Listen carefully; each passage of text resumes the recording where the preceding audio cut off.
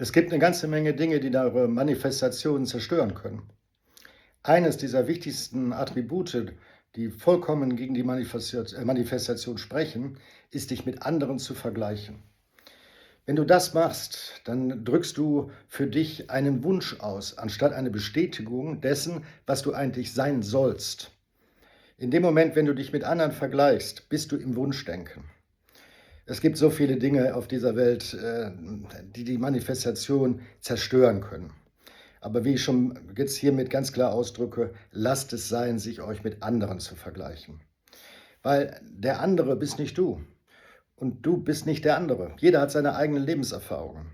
Und das, was du in deinem Kopf manifestierst, ist nicht das, was der andere in seinem Kopf manifestiert. Du musst ein Original für dich selber sein.